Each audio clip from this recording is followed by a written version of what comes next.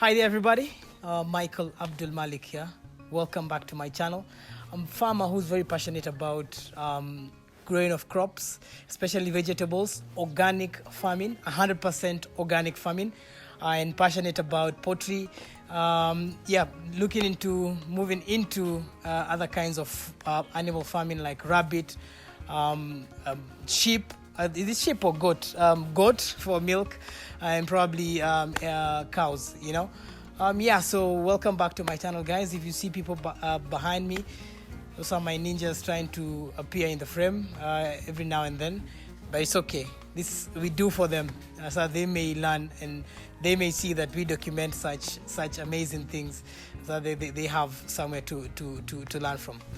Amazing, cool. So today, guys, I just want to have a recap of the month of January. So this is the January report, and I'm just gonna tell you how it went and everything else that I faced. Okay, so sit tight.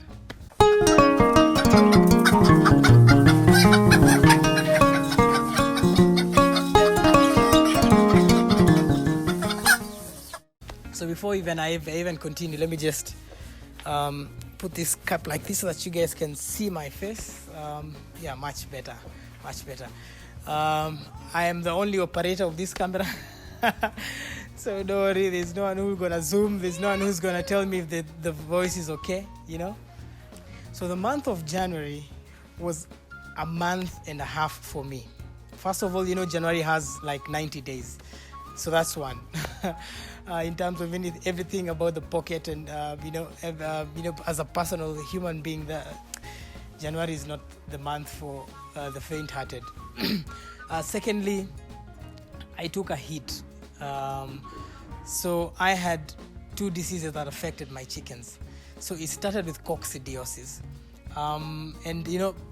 Dama, veterinary Dama is quite a lady. She helped me with a lot of advice. And the good thing about Dama is consultation is free, provided you buy medicine from her, It's amazing. She's an amazing lady. She taught me a lot, and, I would recommend her every day. So coccidiosis, my chicken were affected with coccidiosis. And as if that was not enough, they were affected by Newcastle.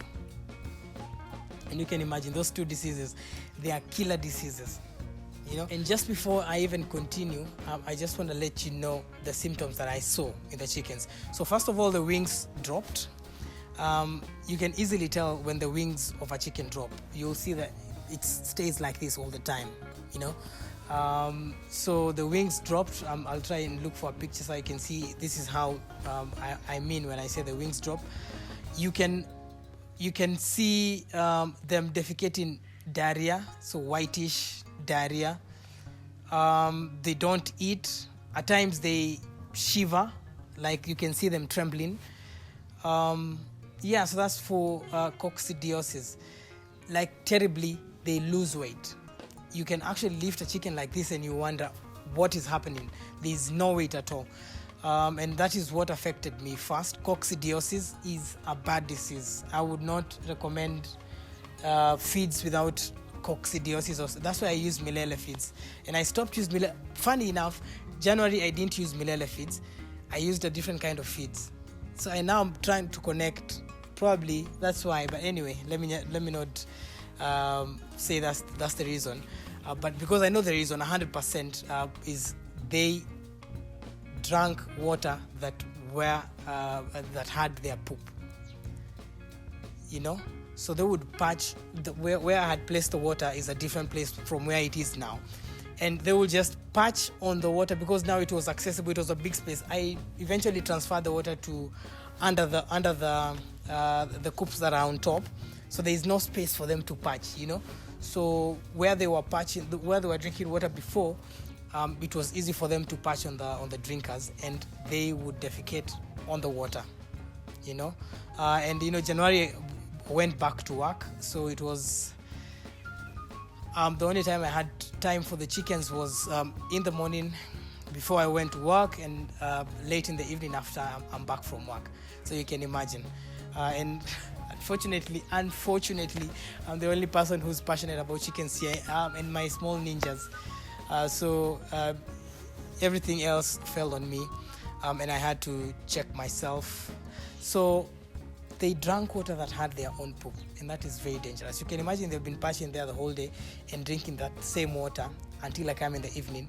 I changed the water, and probably at night they would, because I was feeding them at around 6-7, so I would leave the lights on until the morning. So they would drink again, patch and drink the water, So coccidiosis gave us a beating. We lost close to 7-8 birds due to coccidiosis. Before now, I went to Dama and she gave me the antibiotics, not very strong antibiotics, and the vitamins, and it went away. Okay, that's one predicament that I faced in January. Hey. But nonetheless, in January, I also sold a lot of chicken. The healthy ones, still my customers. Big up to you guys. Thank you so much for your support. Yourselves, they bought quite a huge amount of the chickens, so no much loss that we attained. And the good thing is, by January 10th, we had return on investment was at par, as in we had made back the money that we've used on feed, water, and drugs, and even the bind of the chicken and electricity cost. So everything else now, past now 15th of January, was now our profit. So I was waiting for when we can have now the laying birds to start laying, so that now we can start now having cooking with gas. Someone will say that. So that's my boss who says that. We were good financially, no problem. Then now came the fleas. Wow, I don't know where the fleas came from. So around January 18th, January 20th, 21st, I started realizing that now chickens are still dropping wings. They're not eating. They're sitting on the corner by themselves. They're just there, trembling. They're not eating. They're just by the corner by themselves. And you can see a big chicken that was big, and you have noticed it because it was of a specific kind of color. It has really reduced in size, I think I should invest in a weighing scale so I can just measure the progress. This is the second time now of farming poultry. I will do it how it's supposed to be done. Good record keeping. I started record keeping, but I stopped along the way. But still, January still was in school, the MasterCard Foundation Scholarship. So it was a crazy month. So the flea infestation, Dama told me that it's called Gutu, so we call it Gutu. So it's in local, it's Gutu. And what you need to do with that is you need to change the chicken coop litter. You need to disinfect the coop like 3 days when the chickens are not. So probably keep the chicken somewhere, divide the coop into two, keep the chicken in one coop and disinfect for 3 days. This new coop without new litter, even the roof, the sides, and everywhere else. There's an antibiotic. There's some. I can't remember the name of the drug that we used to spray with, the disinfectant, not the drug. But yeah, once you do that, now after 3 days, you put fresh litter, disinfect it for like 1 day, let it dry. The following day now, take the chicken one by one, dip it in the solution of water, and put it in the new coop. Dip it, put in the new coop. Dip it for all the chickens that you have. So now that part is disinfected. Now you do the same for the other part of the coop. Disinfect everything, remove the litter, place new litter, disinfect the feeders and the drinkers, and because the eggs for the fleas will take 3 days. So at least 3 days, make sure that you have covered everything so that you can have now flea-free coop. Wow. I had practiced that for 2 weeks and it came out fine. A flea-free coop, and now you can just open up the coop and just let them be there. So that was the second disease, and it took like 3 or 4 birds again before I noticed there is actually a disease, and before now we did what we did, but we didn't get to change disinfect the coop itself. So I'm waiting for the 3-4 more birds that are there that I'm going to slaughter and give them and sell them. And then now the remaining birds, I will utilize the coops above. First I disinfect them, and then I move them there so I can disinfect the below coop, and after 2 months bring more chicken with more plan. I must be strategic about this new flock. So that is flea infestation. Then the killer disease, which is Coccidiosis. No, Newcastle disease. Sorry guys, Newcastle is a bad disease. You don't want your flock to have Newcastle any day, because what Newcastle does is it spreads very quickly among the chicken. It's a respiratory kind of disease, and it affects there was an outbreak of Newcastle in the region, and I think people who came to buy chicken from there, because they are most of them are farmers, they would come into my coop and come in with now the virus, because I didn't have the mechanisms to put an apron or just stay outside. Let me go get the chicken for you. And unfortunately, my chickens were affected.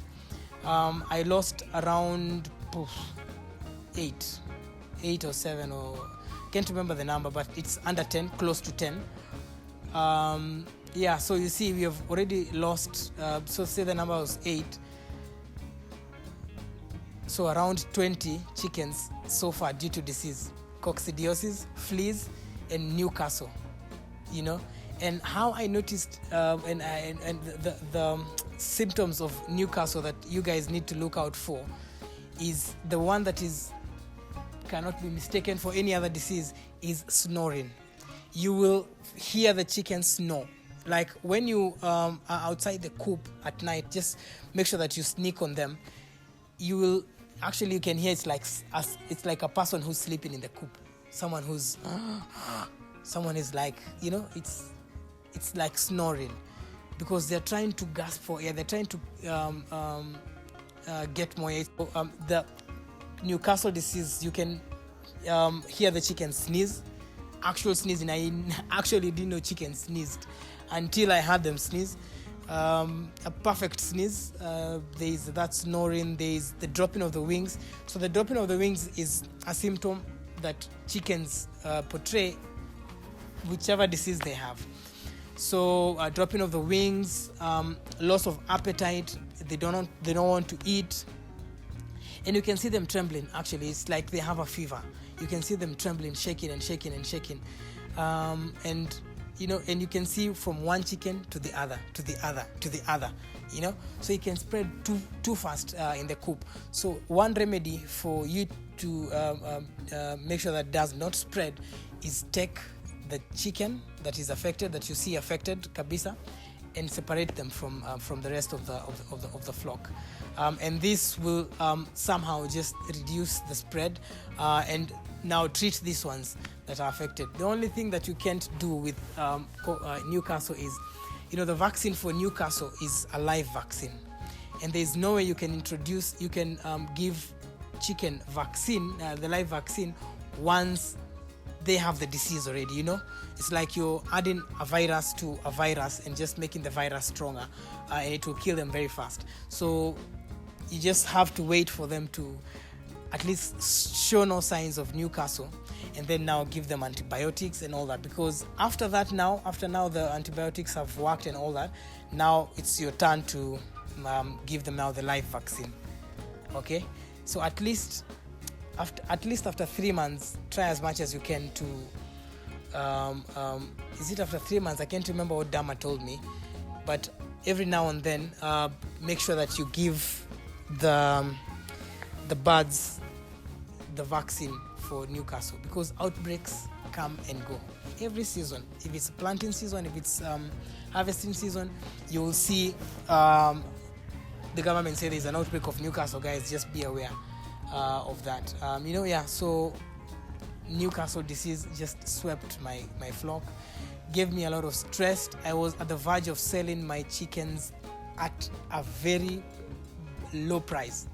There's someone who came here and told us, hey, hizi haziwezi pona, hizi mbaya sana, hii ni ugonjwa mbaya sana, na kama kesho kutwa hivi hapa hakutakuwa na kitu. Just 300 shillings nichukue every chicken, ni kuondolea hapa nene nikauzia watu wenye wanachinjaga wanauza. I was like, man, 300 shillings for one kienyeji chicken. That chicken I bought it for 100 bob, right? So far it has eaten feeds for like 300 and water and everything else. So up to this stage, my cost with that chicken is 400, just shy of 500 shillings. Someone comes and tells me, hey, 300 shillings ni kuondolei kazi yote, shida yote, ila stress tulikula hapa, but we stood strong. We said, hey, if they are gonna die, I'm not gonna sell at a loss. So I looked for my friends who are my customers, because provided if at all the chicken is infected with Newcastle, you can eat it, you can consume it, because there is no disease. I don't think there's any disease that can pass from chicken to human. If there is, guys, just let me know on the comment box below. I just need to know. Let's discuss and share more. So a lot of guys came and the chickens were bought, and I did not suffer that much loss, because now I got to sell at 700. The big ones I got to sell at 1,000 bob. Guys from my work, amazing people. I have like quality customers. They are my family. My family members also, they purchased, and a lot of friends that purchased the chickens. And so I mitigated that part, so the spread was not that much. I segregated the ones that were there, and the chickens that were dying, I was slaughtering them and boiling them, a good boil for my pussycat. I have a pussycat, I don't know where it is. It's my daughter's pet. She likes it, she disturbs it, and she has like scratches everywhere. It's now tending to be scary and in a scratch, because she'll always pull it by the tail. Anyway, I'm digressing. So that is how Newcastle affected me, and coccidiosis and fleas. But nonetheless, we sold more than 75% of our flock. That's amazing. We had intended to have meat birds, sell the cocks, and retain the egg-laying birds. But unfortunately, we didn't see that dream of ours come true. But we still thank God, alhamdulillah, from where we are and where we are now, and what we are planning to do. Because now that was the first time, guys, and I told you, in the first time it's learning and making as much mistakes as you can. So the second time can be easy for you to do. So the first time we didn't have records, learned and taken care of that. The second time, proper records, proper feeding, better taking care of the chicken, better feeding, just taking care of the chicken better, and just looking out for the signs for diseases. And I know about fleas now. I know how I will mitigate that. Change the chicken coop litter every month. At least disinfect the chicken coop every month. For the laying birds. If for the meat birds, they are there for 5 weeks. Wait, sell them off, disinfect 2 weeks, bring another flock. But if it's laying birds, you're with these birds for the next 1.5 years, 2 years. So that's it. I have learned a lot, and that was a crazy January. So February of course has started just well, and we hope it will be a good month for the flock that has remained. So that's it, guys. That is my testimony and my story for the month of January, the report for the month of January. I hope you enjoyed the report for December and the previous months, and you're also enjoying the videos that we are putting across. Again, I'm passionate about farming, be it crop farming and be it animal farming. And as I told you guys, I even got a scholarship to attend the MasterCard Foundation scholarship about hydroponic science. And in that course, I studied about animal husbandry. I studied about goat keeping surprisingly, I studied about cows, I studied about rabbits, and how you can turn rabbit urine into organic pesticide. You see? So I think just God just is aligning me to this path perfectly well. Just learning so that we can also learn from each other and exchange. So if you have ideas, guys, just let me know in the comment box below. Let me know what to do better. Let me know what to include, what not to include, and what to do to save my chickens in times of disease. Yeah, and I forgot, there was a disease that affected my chickens, and I don't know what that disease is, but they went blind. Like there were like 5 chickens that went blind. But fortunately enough, I slaughtered them and sold them out. Again, to my customers, if a chicken is affected by a disease, 99.9% sure that disease will not affect the chicken that you eat. You'll not even feel any pain in the stomach. There will be nothing, because what affects the animals does not affect the human being, provided the animal did not die. Okay, if it's slaughtered, it's okay. I slaughter all my own animals. I am a Muslim, so I must slaughter them in a halal way.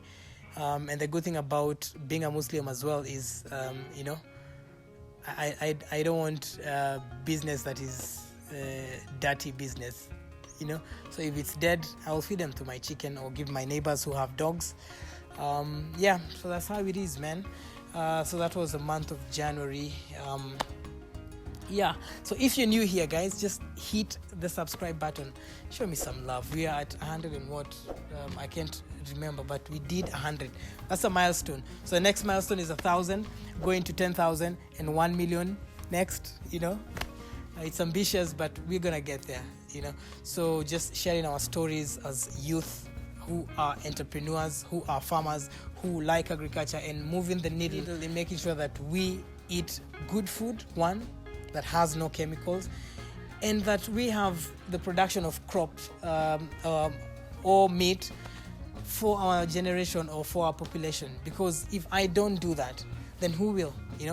I need to produce a few crops so that I can consume, and some I give out, some I sell to my neighbors, some I sell to friends, so that we can move as a community. And also let's learn from each other. So hit the subscribe button. If this content relates to you, just hit the like button. Also hit the notification bell so that you don't miss on any content that we produce. Let it just be there. I think we are doing one video every week for this year, which I think now we were doing like 11 minutes videos, so now we're gonna do 20 plus videos. They're gonna be longer, but they're gonna be better. So that's it, guys. Show me some love. Okay, amazing, cool. So that is me, and that is my time. That is the January report.